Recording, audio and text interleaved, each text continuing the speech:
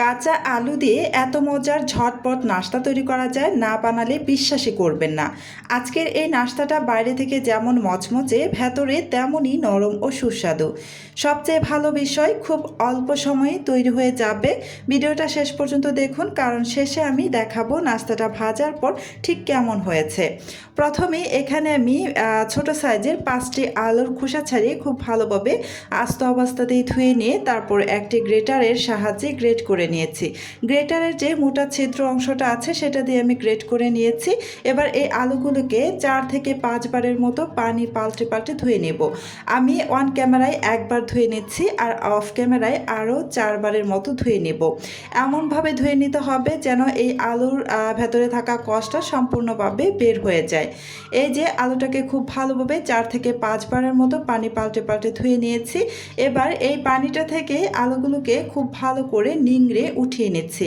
এখানে এক্সট্রা কোনো পানি রাখা যাবে না, একদম ভালো করে নিংড়ে আলুগুলোকে উঠিয়ে নিতে হবে।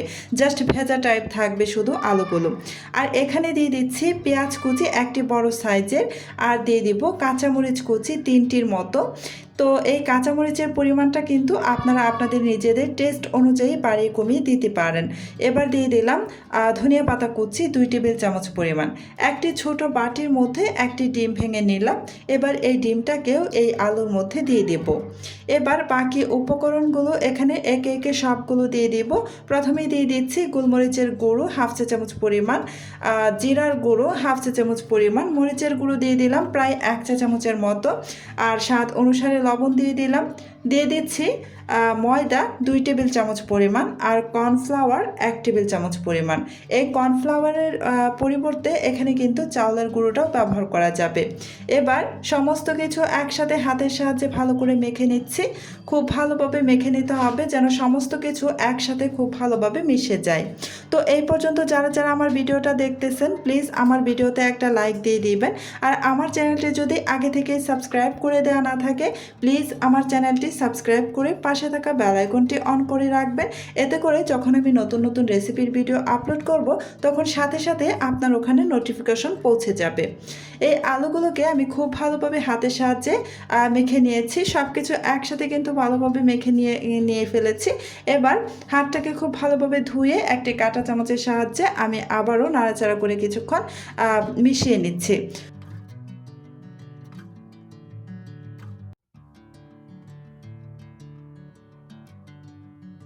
এবার চলে যাচ্ছি চুলায়।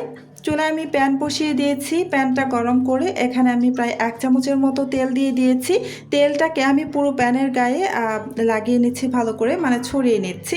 তেলটাও কিন্তু গরম হয়ে এসেছে। এবার চুলার আঁচ একদম কমিয়ে দিয়ে, মানে একেবারেই কমিয়ে দিয়ে এখানে কিছুটা আলুর মিশ্রণ দিয়ে দিলাম। দিয়ে এই চামচের সাহায্যে একটু চ্যাপটা করে নিচ্ছি। আপনারা চাইলে কিন্তু আপনাদের নিজেদের ইচ্ছা অনুসারে এখানে যে কোনো শেপে এই আলুর নাস্তাটা বানিয়ে নিতে পারেন, সেটা আপনাদের ইচ্ছে। তো আমি এভাবেই দিয়ে দিলাম। এবার কিন্তু ঢেকে রেখে দেব প্রায় 3 মিনিটের মতো। দুই পাশে আমি 3 মিনিট করে রাখবো। ঢেকে রেখে দিতে হবে, যেহেতু এখানে আলুটা কিন্তু একদমই কাঁচা, তাই একটু সেদ্ধ হতে সময় লাগবে। তাই আমি ঢেকে রেখে দিচ্ছি যাতে ভালোভাবে সেদ্ধ হয়ে যায়। এই যে 3 মিনিট পর আমি ঢাকাটা সরিয়ে নিয়ে উল্টে দিলাম, আর এক পাশ কিন্তু ভাজা হয়ে গিয়েছে। অপর পাশটা ভালোভাবে ভেজে নেওয়ার জন্য এখানে আমি আরও 1 চামচের মতো তেল দিয়ে ভালোভাবে এই নাস্তাটার মধ্যে তেলটাকে লাগিয়ে নিচ্ছি। এবার আবারও আমি ঢাকনা দিয়ে ঢেকে আরও 3 মিনিটের মতো রেখে দেব। এই 3 মিনিটের মধ্যেই কিন্তু নাস্তাটা ভাজা হয়ে যাবে। দুই পাশেই কিন্তু ভালো করে ভেজে নিয়েছি আমি। এই যে দেখুন, প্রতি পাশে আমি 3 মিনিট করে ভেজে নিয়েছি। অবশ্যই ঢাকনা দিয়ে ঢেকে এক পাশ 3 মিনিট করে লো আঁচে রেখে ভেজে নেবেন। এতে করে কিন্তু আলুগুলো বেশ ভালোভাবে সেদ্ধ হয়ে যাবে, আর উপরের দিকটা কিন্তু বেশ মুচমুচেও হবে। তো প্রথম নাস্তাটা আমি উঠিয়ে নিয়ে আমি বাকি আরও একটি নাস্তা দেওয়ার জন্য আমি যে আলুর মিশ্রণ বাকি 2 ভাগ মিশ্রণ রেখে দিয়েছিলাম, সেখান থেকে আরও 1 ভাগ মিশ্রণ দিয়ে ঢাকা চাপা দিয়ে আমি রেখে দিয়েছি প্রায় 3 মিনিটের মতো। 3 মিনিট পর ঢাকাটা সরিয়ে নিয়ে এই যে আলতো হাতে নাস্তাটা উল্টে দিলাম। এবার আমি এই নাস্তার অপর পাশেও ভালোভাবে ভাজার জন্য এখানে আরও 1 চামচের মতো তেল দিয়ে দিয়েছি। তেলটা দিয়ে এই নাস্তাটার গায়ে খুব ভালো করে লাগিয়ে নিচ্ছি। এবার আমি আবারও ঢাকনা দিয়ে ঢেকে রেখে দিব আরও 3 মিনিটের মতো। 3 মিনিট করে ভেজে নিলে কিন্তু পারফেক্টভাবে ভাজা হয়ে যায়, উপরের দিকটা খুব ভালোভাবে মুচমুচে হয়ে যায়, আর আলুটাও কিন্তু কাঁচা থাকার কোনো সম্ভাবনা থাকে না।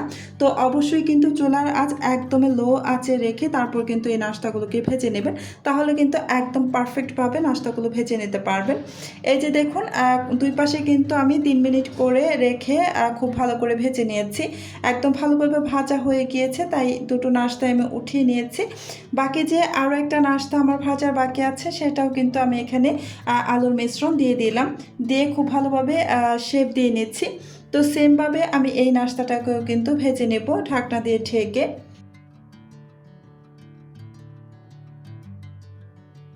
তো এভাবেই কাঁচা আলু দিয়ে তৈরি হয়ে গেল একদম ঝটপট আর মজাদার নাস্তা। বাইরে মচমচে, ভেতরে দারুণ সুস্বাদু। সকাল বা বিকেলের নাস্তায় একবার বানিয়ে দেখতেই পারেন।